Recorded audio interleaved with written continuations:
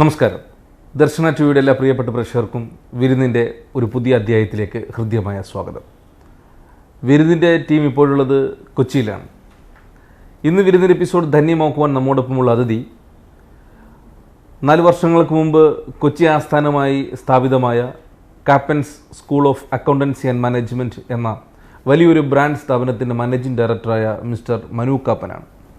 വളരെ സ്നേഹത്തോടുകൂടി ആദരവോടുകൂടി സ്വാഗതം ചെയ്യാം മിസ്റ്റർ മനു കാപ്പനെ വിരുന്നിലേക്ക്. സർ, നമസ്കാരം.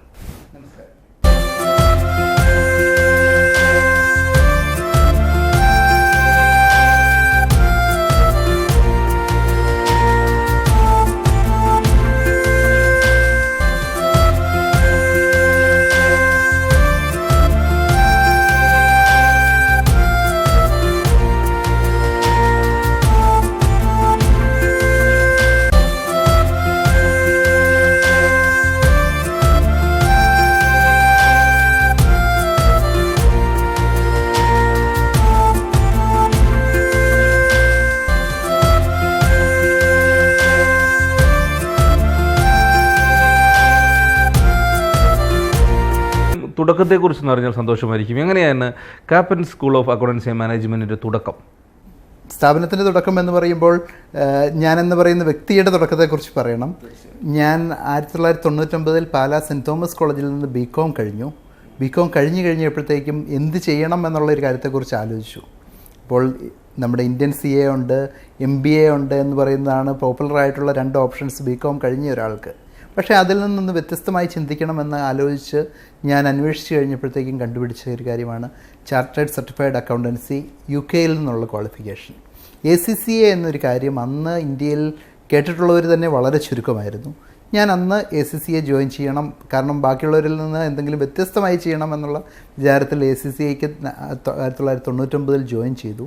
എൻ്റെ ഫൗണ്ടേഷൻ ഇന്ത്യയിൽ ചെയ്തു, ഡൽഹിയിലായിരുന്നു ചെയ്ത് കഴിഞ്ഞപ്പോഴത്തേക്കും വളരെ നല്ല മാർക്കുകളോടെ പാസ്സായി. പിന്നെ തുടർന്ന് പഠിക്കാൻ ഇന്ത്യയിൽ അതിനുള്ള അവസരം ഇല്ലാതിരുന്നതുകൊണ്ട് ലണ്ടനിലേക്ക് പോയി. ലണ്ടനിൽ ACCA കംപ്ലീറ്റ് ചെയ്തു. അത് കഴിഞ്ഞ് പിന്നെ ഒരു 8 കൊല്ലത്തോളം അവിടെ വർക്ക് ചെയ്തു. ആദ്യം മാനേജ്മെൻറ്റ് അക്കൗണ്ടൻസി മേഖലയിലും പിന്നെ ബാങ്കിങ്ങിലും ഇൻവെസ്റ്റ്മെൻറ്റ് ബാങ്കിങ്ങിലും വർക്ക് ചെയ്തു. 8 കൊല്ലത്തോളം കഴിഞ്ഞപ്പോഴത്തേക്കും നാട്ടിലോട്ട് തിരിച്ചു പോരണമെന്നൊരു അതിയായ ആഗ്രഹം എപ്പോഴും മനസ്സിലുണ്ടായിരുന്നു. അതിന് ഇമ്മീഡിയറ്റ് ആയിട്ടുള്ളൊരു നിമിത്തമായത് എൻ്റെ മോളുണ്ടായപ്പോൾ പെട്ടെന്ന് ഒരു ദിവസം ഒരു തീരുമാനമെടുത്ത് നാട്ടിലോട്ട് തിരിച്ചു പോന്നപ്പോഴും എന്താണ് ചെയ്യാൻ പോകുന്നത് എന്നൊരു പ്ലാൻ ഒന്നുമല്ല, കാരണം ഒരു ദിവസം കൊണ്ട് തീരുമാനമെടുത്താണ് നാട്ടിലേക്ക് തിരിച്ചു വന്നു.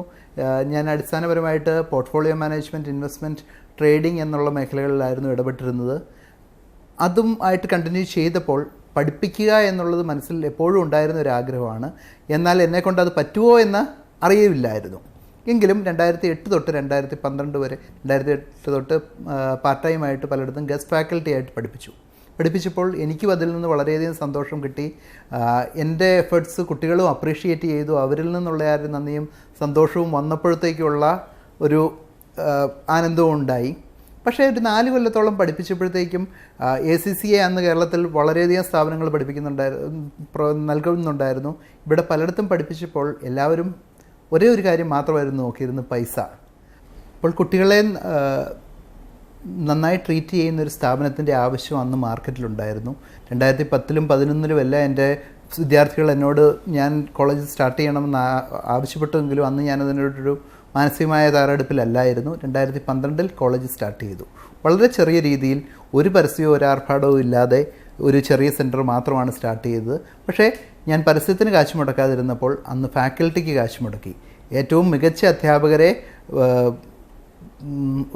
സ്വരുക്കൂട്ടാനും അവരുടെ ഏറ്റവും നന്നായിട്ട് ട്രീറ്റ് ചെയ്യാനും തയ്യാറായി. ഇതിൽ നിന്ന് ഞങ്ങൾ കാശ് മുടക്കി ഒരു പരസ്യവും ചെയ്തില്ല. ആകെ ഫേസ്ബുക്കിൽ കുറച്ച് പോസ്റ്റുകൾ മാത്രമാണ് ഇട്ടത്. പക്ഷേ എൻ്റെ ഒരു ഗുഡ്വില്ലും ഞാൻ എൻ്റെ കൂട്ടത്തിൽ കൂടിയ അധ്യാപകരുടെ ആ ഗുഡ്വില്ലും കൂട്ടിക്കൊണ്ട് ആദ്യം ഒരു ചെറിയ സെറ്റ് ഓഫ് വിദ്യാർത്ഥികൾ വന്നവർക്ക് ഞങ്ങൾ പ്രോപ്പറായിട്ട് ക്ലാസ്സുകൾ കൊടുത്തു. ആദ്യത്തെ എക്സാമിന് തന്നെ വളരെ നല്ല റിസൾട്ട്, 3 ഇന്ത്യൻ ഫസ്റ്റ് റാങ്കുകളും വന്നു. പിന്നെ ഉള്ള വളർച്ച എന്ന് പറഞ്ഞാൽ കുട്ടികൾ ആയിട്ട് പ്രൊവൈഡ് ചെയ്ത വേർഡ് ഓഫ് മൗത്ത് പബ്ലിസിറ്റി, അവരുടെ വാക്കുകളാൽ മാത്രം ഉണ്ടായ പരസ്യം കൊണ്ട് മാത്രം പിന്നെ വളർന്നു. കഴിഞ്ഞ് 3.5 കൊല്ലം അങ്ങനെയാണ് വളർന്നത്. അത് കഴിഞ്ഞ് 2016 ആദ്യമായിട്ട് എക്സ്പാൻഡ് ചെയ്യുക എന്നൊരു പ്ലാനുകൾ ഉണ്ടായത്. 2016 കേരളത്തിൽ അങ്ങോളം ഇങ്ങോളം 5 ബ്രാഞ്ചുകൾ കൂടെ തുടങ്ങി. കണ്ണൂർ, കാലിക്കറ്റ്, മഞ്ചേരി, തിരുവല്ല, തിരുവനന്തപുരം എന്നുള്ളിടത്ത് ബ്രാഞ്ചുകൾ തുടങ്ങി. ആദ്യമായിട്ട് പരസ്യത്തിന് കാശ് മുടക്കി എങ്കിൽ പോലും ഇപ്പോൾ 6 ബ്രാഞ്ചുകളും നന്നായിട്ട് നടക്കുന്നു എന്നുള്ള നിലയ്ക്ക് എത്തി. എന്താണ് ACCA എന്നതുകൊണ്ട് ഉദ്ദേശിക്കുന്നത്? അതിൻ്റെ കോഴ്സുകളുടെ സാധ്യതകൾ എങ്ങനെയൊക്കെയാണ്? ACCA എന്താണ് എന്ന് പറഞ്ഞ് നേരെ മനസ്സിലാക്കുന്നതിലും എളുപ്പം നമ്മുടെ ഇന്ത്യൻ CA അഥവാ ICAI, institute of chartered accountants of India provide ചെയ്യുന്ന ചാർട്ടേഡ് അക്കൗണ്ടൻസി എന്നുള്ള ക്വാളിഫിക്കേഷനാണ് നമുക്ക് എല്ലാവർക്കും സുപരിചിതമായത്. ഇപ്പോൾ ACCAയും എല്ലാവർക്കും പരിചിതമാണ്. എന്നാൽ പോലും അതുമായിട്ടുള്ള ICAIയുടെ CAയുമായിട്ടുള്ളൊരു കമ്പാരിസൺ ആയിരിക്കും ഒന്നുകൂടി മനസ്സിലാകുവാൻ നല്ലത്. ഇന്ത്യൻ CA എന്ന് പറയുന്നത് ഇന്ത്യയിലെ ജനങ്ങൾക്ക് വേണ്ടി നമ്മുടെ ഇന്ത്യൻ പാർലമെൻറ്റ് പാസ്സാക്കിയ ഒരു ആക്ട് വഴി സ്റ്റാർട്ട് ചെയ്ത ഒരു പ്രൊഫഷണൽ ബോഡിയാണ്. അത് 1956 സ്റ്റാർട്ട് ചെയ്യുന്നത്. 1904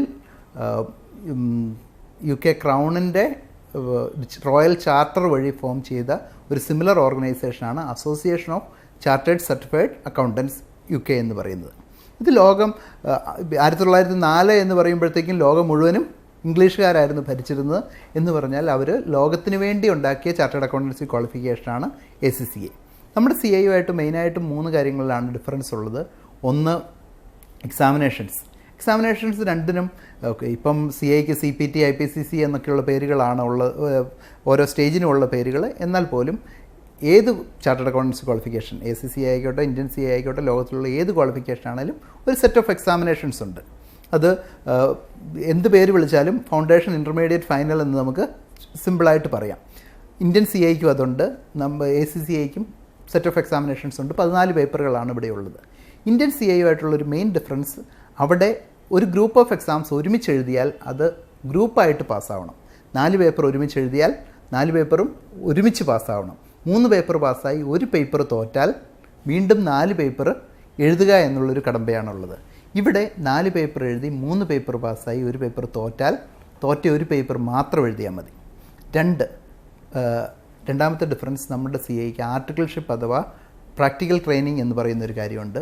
അതും ലോകത്തുള്ള ഏത് ചാർട്ടേഡ് അക്കൗണ്ടൻസി ക്വാളിഫിക്കേഷനും ഉണ്ട്. ജനറലി 3 കൊല്ലമാണ് ഏത് ക്വാളിഫിക്കേഷനും ആ പ്രാക്ടിക്കൽ എക്സ്പീരിയൻസിൻ്റെ പീരീഡ് ഉള്ളത്. ഇവിടെയും ആ പീരീഡ് ഉണ്ട്. പക്ഷേ നമ്മുടെ CAയുടേത് വളരെ റിജിഡായിട്ടുള്ളൊരു ട്രെയിനിങ് റെജീമാണ്. ഇന്ന സമയത്ത് തുടങ്ങണം, ഒരു ചാർട്ടേഡ് അക്കൗണ്ടൻറ്റിൻ്റെ അടുത്ത് തന്നെ ആവണം എന്ന് പറയുമ്പോഴേക്കും ഇൻസ്റ്റിറ്റ്യൂട്ട് പ്രിസ്ക്രൈബ് ചെയ്യുന്നൊരു സ്റ്റൈഫൻഡ് ഉണ്ട്. അത് 500 രൂപ തൊട്ട് 750 രൂപ വരെയാണ്. മഹാമനസ്കരായ ചില ചാർട്ടേഡ് അക്കൗണ്ടന്റുമാർ 3000 രൂപ വരെ കൊടുക്കും.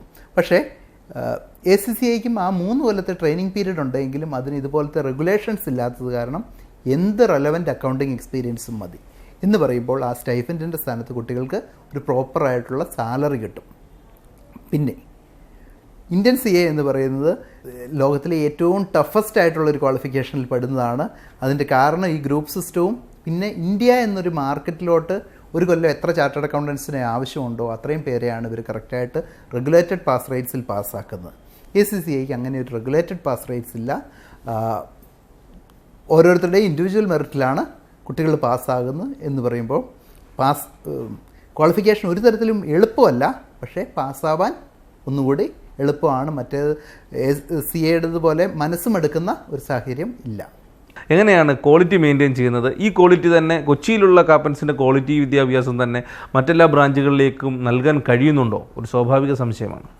ഈ ചോദ്യം ഞങ്ങൾ എല്ലാ ബ്രാഞ്ചുകളിലും അഭിമുഖീകരിക്കുന്നതാണ്. രക്ഷിതാക്കളും സ്റ്റുഡൻസും വന്ന് പറയുന്നതാണ്, ഓക്കെ കാപ്പൻസ് കൊച്ചിൻ ഞങ്ങൾക്ക് ഒരു സംശയമില്ല, പക്ഷേ കാപ്പൻസ് മഞ്ചേരി അല്ലെങ്കിൽ കാപ്പൻസ് തിരുവല്ല അതേ ക്വാളിറ്റി ഉണ്ടാകുമോ എന്ന്. എൻ്റെ വിശ്വാസം അടുത്ത കൊല്ലത്തോടെ, അതായത് 2017 ആകുമ്പോൾ ഈ ചോദ്യം ഞങ്ങൾക്ക് കേൾക്കേണ്ടി വരികയില്ല. കാരണം അന്നേരത്തേക്ക് ഞങ്ങൾ പ്രൂവ് ചെയ്ത് കാണും. പക്ഷേ പറയാനുള്ളത്, ഇതേ ഫാക്കൽറ്റിയും ഞങ്ങളുടെ സ്ട്രെങ്ത് എന്ന് പറഞ്ഞാൽ 2 കാര്യങ്ങളാണ്. ഒന്ന് വേൾഡ് ക്ലാസ് ഫാക്കൽറ്റി, 2 മാനേജ്മെൻറ്റിൻ്റെ സത്യസന്ധത. ഇത് രണ്ടും കാപ്പൻസ് കൊച്ചിനാണെങ്കിലും കാപ്പൻസ് തിരുവനന്തപുരം ആണെങ്കിലും കാപ്പൻസ് തിരുവല്ല ആണെങ്കിലും കാപ്പൻസ് മഞ്ചേരി ആണെങ്കിലും സെയിം ക്വാളിറ്റി ആയിരിക്കും ഫാക്കൽറ്റിക്കുള്ളത്. കാരണം ഒരു കോമൺ പൂൾ ഓഫ് ഫാക്കൽറ്റിയിൽ നിന്നാണ് പോകുന്നത്. അപ്പം ഒരു സെൻറ്ററിലെ ഫാക്കൽറ്റിയുടെ ക്വാളിറ്റി വേറെ ഒരിടത്തു നിന്ന് ഡിഫറൻ്റ് ആയിരിക്കില്ല. പിന്നെ മാനേജ്മെൻറ്റ് എന്ന് പറഞ്ഞാൽ എൻ്റെ സ്ട്രാറ്റജിക് ഡയറക്ഷനിൽ ഒരു ടീം ഓഫ് സ്റ്റാഫുണ്ട്. അവർ അതേ എത്തിക്സും സ്റ്റാൻഡേർഡ്സും വാല്യൂസും കീപ്പ് ചെയ്താണ് കുട്ടികളെ ട്രീറ്റ് ചെയ്യുന്നത്. സർ, ഇപ്പോൾ ACCAയുടെ കാര്യം നമ്മൾ സൂചിപ്പിക്കുകയുണ്ടായി. അപ്പോൾ ഈ ACCA വിദേശ രാജ്യങ്ങളിൽ എത്രമാത്രം തൊഴിൽ സാധ്യതകൾക്ക് ഗുണകരമായി മാറും? വിദേശ രാജ്യങ്ങളിൽ ചെല്ലുമ്പോൾ അവിടെ മറ്റു ടെസ്റ്റുകൾ എഴുതേണ്ട സാഹചര്യം നിലനിൽക്കുന്നത് കൊണ്ട് തന്നെ എങ്ങനെയാണ് വിദേശ രാജ്യങ്ങളിൽ നമ്മുടെ കോഴ്സുകൾക്കും അതുപോലെ തന്നെ അതിൻ്റെ സാധ്യതകളും? ഞാൻ ACCAക്ക് ജോയിൻ ചെയ്ത കാലത്ത് ഇന്ത്യയിൽ ഒരു സ്കോപ്പേ ഇല്ലായിരുന്നു. പക്ഷേ പുറത്ത് പോകാൻ പറ്റും എന്നുള്ളതായിരുന്നു ഒന്നാമത്തെ കാര്യം. 2, ലോകത്ത് എവിടെ ചെന്നാലും ആക്സെപ്റ്റൻസ് ഉള്ള ഒരു ക്വാളിഫിക്കേഷൻ എന്നുള്ളതാണ്. ആ ആക്സെപ്റ്റൻസ് ഇപ്പോഴും നിലനിൽക്കുന്നു. ലോകത്ത് എവിടെ ചെന്നാലും വേറെ ഒരു പരീക്ഷ എഴുതേണ്ട, ഒരു ചാർട്ടേഡ് അക്കൗണ്ടൻസി ക്വാളിഫിക്കേഷനായിട്ട് തന്നെ നമുക്ക് വാക്ക് ഇൻ ചെയ്യാം. പ്രത്യേകിച്ചും മിഡിൽ ഈസ്റ്റിൽ UAE chartered accountancy qualification AAA എന്ന് പറയും, അക്കൗണ്ടൻസ് ആൻഡ് ഓഡിറ്റേഴ്സ് അസോസിയേഷൻ. AAAയും ACCAയുമായ ഒരു MOU ഉണ്ട്. അതനുസരിച്ച് ഒരു ACCAക്കാരൻ ദുബായിൽ അബുദാബിയിൽ ചെന്നാൽ അവർക്ക് പ്രത്യേകിച്ച് ഒരു പരീക്ഷ എഴുതണ്ട, അവരുടെ പേരിൻ്റെ കൂടുതൽ ACCA AAA എന്ന് വെക്കാൻ സാധിക്കും. ഇതേ സാഹചര്യം ലോകത്തിൽ ACCAക്ക് അതുപോലത്തെ 53ഓളം ഗ്ലോബൽ പാർട്ണർഷിപ്സ് ഉണ്ട്. പിന്നെ ജോയിൻറ്റ് എക്സാമിനേഷൻ മെക്കാനിസംസ് ഉണ്ട് എന്നെല്ലാം പറയുമ്പം വേറെ ഒരിടത്ത് പോയി പ്രത്യേകിച്ച് വേറെ ഒരു ക്വാളിഫിക്കേഷൻ ചെയ്യാതെ ചെയ്യാം. ഇത് പുറത്തെ കാര്യം. ഇന്ത്യയിൽ ഞങ്ങൾ സ്റ്റാർട്ട് ചെയ്യുമ്പോൾ പോലും ഇന്ത്യയിൽ ജോലി കിട്ടുക എന്ന് പറയുന്നത് വളരെ ചുരുക്കമുള്ളായിരുന്നു. ആകെ ഇവിടെ ഇൻഫോ പാർക്കിൽ കുറച്ച് പേർക്ക് ജോലി കിട്ടിയാലായിരുന്നു. പക്ഷേ ആ സാഹചര്യം കംപ്ലീറ്റ്ലി മാറി. ഇന്ത്യയിൽ കുട്ടികൾക്ക് ഒരു കുഴപ്പമില്ലാതെ, അത് കംപ്ലീറ്റ് ചെയ്യുമ്പോഴേക്കുമല്ല, ആദ്യത്തെ 9 പേപ്പർ കംപ്ലീറ്റ് ചെയ്ത് കഴിയുമ്പോൾ തന്നെ ജോലി ചെയ്യാൻ തയ്യാറായിട്ടുള്ളവർക്ക് ഒരു കുഴപ്പമില്ലാതെ ജോലി കിട്ടുന്നുണ്ട്. അത് ബിഗ് 4 ഓഡിറ്റ് ഫേംസ് ആണ് മെയിനായിട്ട് റിക്രൂട്ട് ചെയ്യുന്നത്. അത് കൊച്ചിയിലാണെങ്കിൽ ഏണസ്റ്റ് ആൻഡ് യങ് എന്ന് പറയുന്ന ബിഗ് 4 ഓഡിറ്റ് ഫേം ഞങ്ങളുടെ കുട്ടികളെ എല്ലാവരെയും റിക്രൂട്ട് ചെയ്യുന്നുണ്ട്. അവർ ഓൾമോസ്റ്റ് എവറി മന്ത് ഇൻ്റർവ്യൂസ് നടത്തുകയും കുട്ടികളെ എടുക്കുകയും ചെയ്യുന്നുണ്ട്. അപ്പോൾ നമുക്ക് വിദ്യാഭ്യാസത്തോടൊപ്പം തന്നെ ഒരു പ്ലേസ്മെൻറ്റും കൊടുക്കാൻ കഴിയുന്നു എന്നുള്ളത് തന്നെയാണോ? പ്ലേസ്മെൻറ്റ് ഞങ്ങളായിട്ട് പ്രൊവൈഡ് ചെയ്യുന്നില്ല, ഞങ്ങളത് ഗ്യാരണ്ടി ചെയ്യുന്നുമില്ല. പക്ഷേ ആസ് ഇറ്റ് ഹാപ്പൻസ് എല്ലാവർക്കും ജോലി കിട്ടുന്നുണ്ട്. ആൻഡ് അത് കുട്ടികൾക്ക് അറിയാം. ആ വേർഡ് ഓഫ് മൗത്ത് പബ്ലിസിറ്റിയും വരുന്നുണ്ട്. ഇപ്പം ഒരാൾ നമുക്ക് മുമ്പേ പോയവരെ നോക്കുമല്ലോ. അപ്പോൾ നാട്ടുകാരല്ലെങ്കിൽ ബന്ധുക്കൾ ACCA എടുത്തവർ ഓൾറെഡി നന്നായിട്ട് പ്ലേസ്ഡ് ആയിരിക്കുന്നത് കാണുമ്പോഴത്തേക്കും കൂടുതൽ കുട്ടികൾക്ക് ACCAക്ക് ജോയിൻ ചെയ്യാൻ പ്രചോദനമാകുന്നുമുണ്ട്.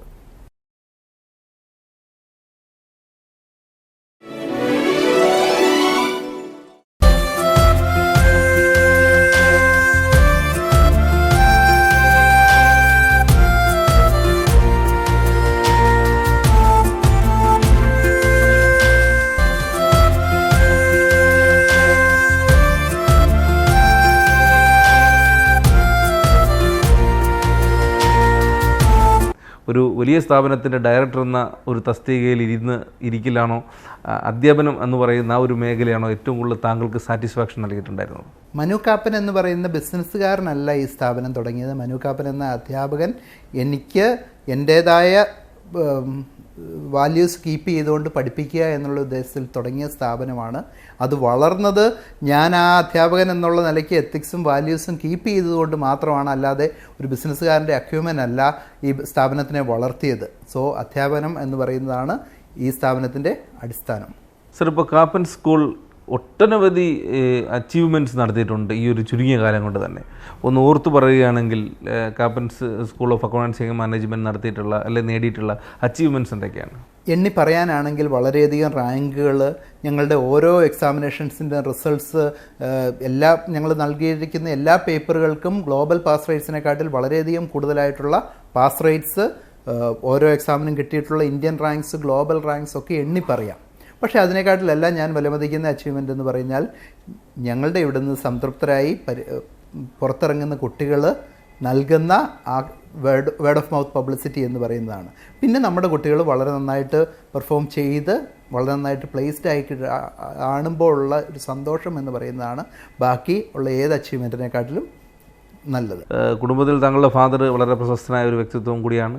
അപ്പം ഫാദറിൻ്റെ ഒരു ജീവിതത്തിൻ്റെ മൂല്യങ്ങൾ എത്രമാത്രം താങ്കൾക്ക് പകർന്നു കിട്ടി, അതിനെക്കുറിച്ച് കൂടി ഒന്ന് പറയും. പിതാവിനെക്കുറിച്ച് പറയുന്നതിന് മുമ്പ് എൻ്റെ grandfather Cheriyan J Kappan എന്ന് പറയുന്ന സ്വാതന്ത്ര്യ സമര സേനാനിയായിരുന്നു, MP ആയിരുന്നു, MLA ആയിരുന്നു. ആ ഗ്രാൻഡ് ഫാദറിൻ്റെ മൂല്യങ്ങളാണ് എൻ്റെ പിതാവിന് പകർന്നു കിട്ടിയത്. എൻ്റെ പിതാവ് ജോർജ് സി കാപ്പൻ കേരളത്തിലെ അറിയപ്പെടുന്ന ഒരു സഹകാരിയാണ്. ആൻഡ് ഞങ്ങൾ എൻറ്റയർലി ഡിഫറെൻറ്റ് വ്യക്തിത്വങ്ങളാണ്. പക്ഷേ ആ മൂല്യങ്ങൾ, ഞങ്ങൾ വാല്യൂസ് എന്ന് പറയുന്നത് സെയിം ആണ്. ആൻഡ് എവിടെ ചെന്നാലും അഭിമാനത്തോടെ പറയാവുന്ന ഒരു പൈതൃകം എന്ന് പറയുന്നതുണ്ട്. അതിനപ്പുറം എൻ്റെ കോളേജോ ബിസിനസ്സിലോ എൻ്റെ കുടുംബ പശ്ചാത്തലം ഒരു തരത്തിലും ബാധിച്ചിട്ടോ ഹെൽപ്പ് ചെയ്തിട്ടോ മോശമായിട്ടോ വന്നിട്ടില്ല. പിന്നെ അതല്ലാതെ എൻ്റെ കുടുംബം മൈക്രോ ഫാമിലി എന്ന് പറഞ്ഞാൽ ഭാര്യ അമൃത ഭാരത് മാതാ കോളേജിൽ പഠിപ്പിക്കുന്നു, മോൾ റോസ് അവൾ രാജഗിരി സ്കൂളിൽ പഠിക്കുന്നു, 3ാം ക്ലാസ്സിൽ വിദ്യാർത്ഥിനിയാണ്. ഭാവി പദ്ധതികളെക്കുറിച്ച് പറയുകയാണെങ്കിൽ എന്തൊക്കെയായിരിക്കും? ഞങ്ങൾ ഇന്ത്യയിലെ ACCAയുടെ ടോപ്പ് പ്രൊവൈഡറാണ് in terms of ranks, quality, results എല്ലാം. കേരളത്തിൽ ഓൾ ഓവർ കേരള പ്രസൻസായി ഇപ്പോൾ 6 ബ്രാഞ്ചുകളായി. ഇനിയും പാൻ ഇന്ത്യ എക്സ്പാൻഷൻ എന്നുള്ളതാണ്. അതിൽ മാർക്കറ്റ് കംപ്ലീറ്റ്ലി ചേഞ്ച് ചെയ്തുകൊണ്ടിരിക്കുകയാണ്. ഞങ്ങൾ കൂടുതൽ പാർട്ണർഷിപ്സ് അങ്ങനത്തെ കാര്യങ്ങളുമായിട്ട് വന്ന് അത് മുമ്പോട്ട് അനൗൺസ് ചെയ്യാൻ പോകുന്നതേ ഉള്ളൂ. എങ്കിൽ പോലും 1-2 പുതിയ പാർട്ണർഷിപ്സ് പ്ലാനിലുണ്ട്. അത് ഉടനെ തന്നെ അനൗൺസ് ചെയ്യും. ആൻഡ് ഒരു ഓൾ ഇന്ത്യ എക്സ്പാൻഷനിലോട്ട് മൂവ് ചെയ്തുകൊണ്ടിരിക്കുന്നു. അപ്പോൾ ഈ രക്ഷിതാക്കൾക്കോടായി കാപ്പൻസിൻ്റെ ഡയറക്ടർ എന്ന നിലയ്ക്ക് താങ്കൾക്ക് കൊടുക്കാവുന്നൊരു നിർദ്ദേശം വളരെ വിലപ്പെട്ടതാണ്. സ്വന്തം കുട്ടിയുടെ ഭാവി എന്നുള്ളതിനെക്കുറിച്ച്, കുട്ടി ഉണ്ടാകുന്നതിന് മുമ്പേ LKG അഡ്മിഷനെക്കുറിച്ച് വേവലാതിപ്പെടുന്ന ഒരു സമൂഹമാണ് നമ്മൾ. അപ്പോൾ നമ്മുടെ കുട്ടികളുടെ ഭാവിയെക്കുറിച്ച് നമ്മൾ ഏറ്റവും വറി ചെയ്യുന്നു. പക്ഷേ എടുക്കുന്ന തീരുമാനങ്ങൾ പലപ്പോഴും ശരിയല്ല. We go with the crowd, എല്ലാവരും പോകുന്ന വഴിക്ക് പോകുന്നു. പക്ഷേ നമ്മൾ അന്വേഷിക്കേണ്ട കാര്യങ്ങളോ നടത്തേണ്ട ഹോംവർക്കോ ചെയ്യുന്നില്ല. നമ്മൾ എന്തിനും തയ്യാറാണ്, പക്ഷേ വേണ്ട ബേസിക് ആയിട്ടുള്ള കാര്യങ്ങൾ ചെയ്യുന്നില്ല. അപ്പോൾ ഒരു കോഴ്സ് എന്തും ആയിക്കോട്ടെ, ഇപ്പം പുതിയ പുതിയ കോഴ്സുകൾ ഏത് മേഖലകളിലാണെങ്കിലും ദിവസവും പുതിയത് വരുന്നുണ്ട്. അപ്പോൾ അടിസ്ഥാനപരമായിട്ട് എനിക്ക് പറയാനുള്ള 1-2 കാര്യങ്ങൾ, നമ്മൾ ഗിനിപിക്സ് ആകരുത്.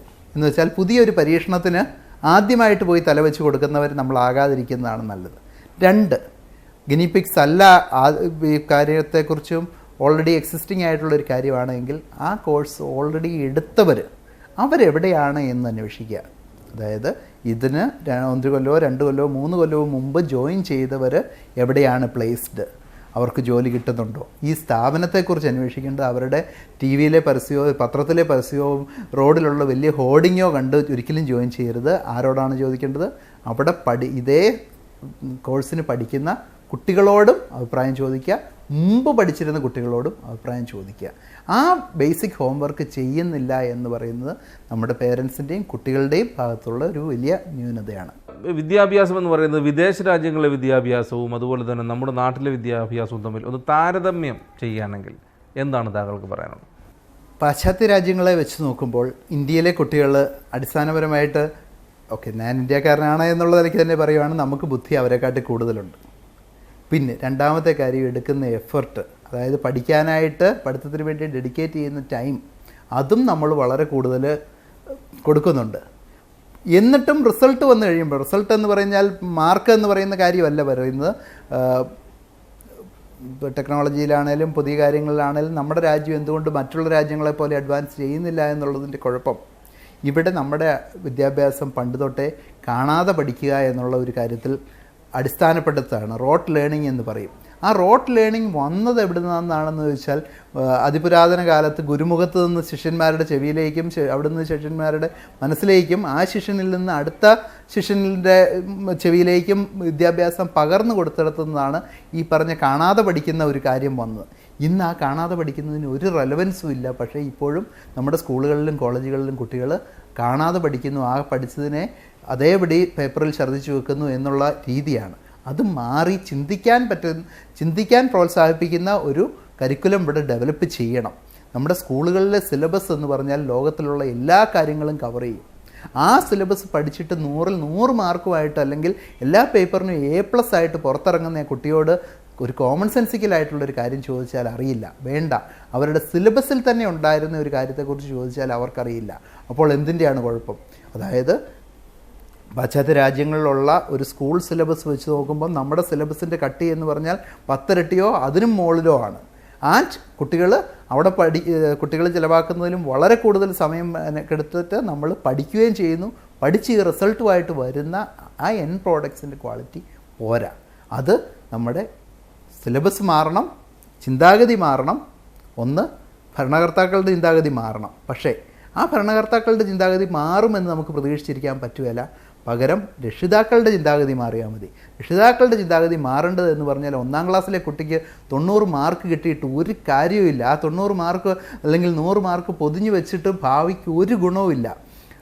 1 തൊട്ട് 12 വരെയുള്ള വിദ്യാഭ്യാസം എന്ന് പറഞ്ഞാൽ ജീവിതത്തിൻ്റെ ഫൗണ്ടേഷനാണ്.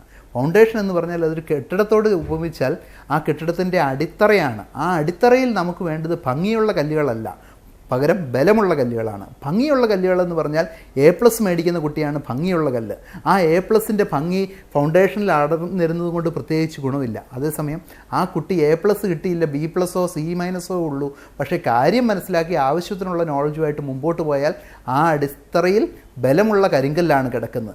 അതിന് മുകളിലോട്ട് നമ്മൾ കെട്ടിടം പണിത് ആ കെട്ടിടത്തിൻ്റെ അവസാന ഭാഗം എത്തിക്കഴിയുമ്പോഴത്തേക്ക് നമ്മൾ ഭംഗിക്ക് നോക്കിക്കൊള്ളുക, ഗ്ലോസി ആയിട്ടുള്ള പെയിൻറ്റോ ബാക്കി ഡെക്കറേഷൻസോ ആയിക്കൊള്ളുക. അതെവിടെയാണ് വരുന്നതെന്ന് വെച്ചാൽ അവസാനത്തെ പോസ്റ്റ് ഗ്രാജുവേറ്റ് വിദ്യാഭ്യാസം അല്ലെങ്കിൽ പ്രൊഫഷണൽ വിദ്യാഭ്യാസം എത്തുമ്പോഴത്തേക്കും പരീക്ഷ പാസ്സാവാനായിട്ട് പഠിക്കണം.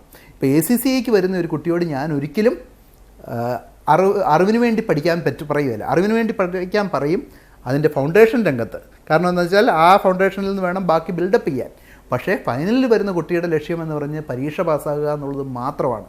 അതായത് കെട്ടിടം ഫിനിഷ് ചെയ്തു, ആ പെയിൻറ്റ് അല്ലെങ്കിൽ ഡെക്കറേഷൻസ് എന്ന് പറയുന്നത്.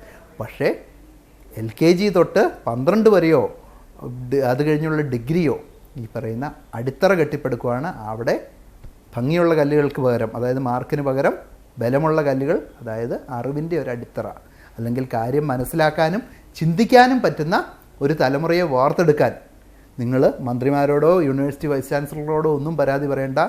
മാതാപിതാക്കളും കുട്ടികളും ചിന്താഗതി മാറ്റിയാൽ മാത്രം മതി. സാർ, ഇനിയിപ്പോൾ ഈ ഒരു പ്രോഗ്രാം വൈൻഡപ്പ് ചെയ്യുന്നതിന് മുമ്പായി ഒട്ടനവധി ആശയങ്ങൾ താങ്കൾ ഞങ്ങളുടെ പ്രേക്ഷകരുമായി പങ്കുവച്ചു. എന്നിരുന്നാലും ഇനി ഇത്രയും താങ്കളുടെ ഈ ഒരു വളർച്ചയിൽ, ഈ ഒരു വിദ്യാഭ്യാസ സ്ഥാപനത്തിൻ്റെ വളർച്ചയിൽ, കാപ്പൻസിൻ്റെ വളർച്ചയിൽ താങ്കൾക്ക് ആരോടൊക്കെയാണ് കടപ്പാട് തോന്നിയിട്ടുള്ളത്?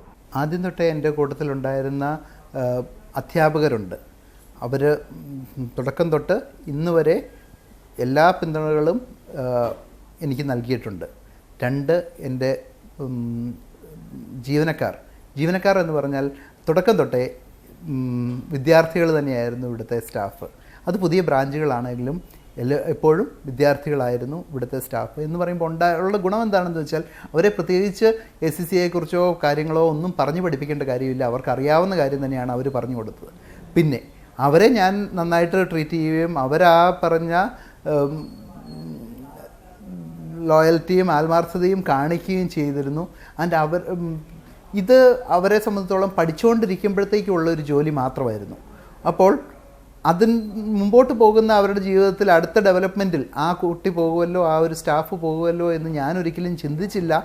അവർക്ക് മുൻപോട്ടുള്ളതിന് എല്ലാ പ്രോത്സാഹനവും നൽകിയത് കൊണ്ട് അതേ രീതിയിൽ അവരെനിക്കും തിരിച്ചു നൽകിയിട്ടുണ്ട്. ഒരാൾ പോവുകയാണെങ്കിൽ അയാൾ തന്നെ അയാളുടെ റീപ്ലേസ്മെൻറ്റിനെ കണ്ടുപിടിക്കുകയും ട്രെയിൻ ചെയ്യുകയും ചെയ്തു തന്നിട്ട് മാത്രമേ പോയിട്ടുള്ളൂ.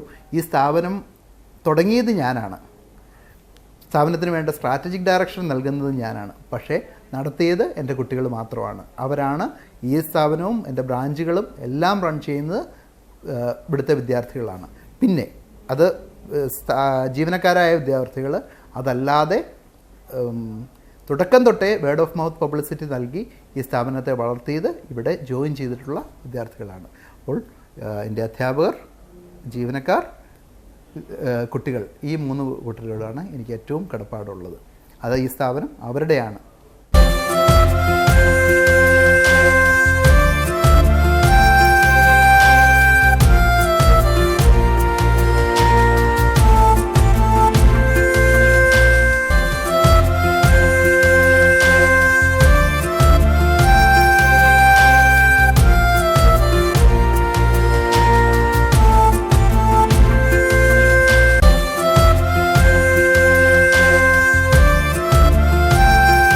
ഇനിയും കൂടുതൽ ഉയരങ്ങളിലേക്ക് കാപ്പൻസ് സ്കൂൾ മുന്നേറട്ടെ, വൻ വിജയങ്ങളുണ്ടാവട്ടെ, ഇന്ത്യയിൽ എല്ലായിടത്തും ബ്രാഞ്ചുകൾ വരട്ടെ, ലോകമെമ്പാടും അറിയപ്പെടട്ടെ. വളരെ സ്നേഹത്തോടു കൂടി നന്ദി അറിയിക്കുകയാണ്. Thank you. നന്ദി, നമസ്കാരം.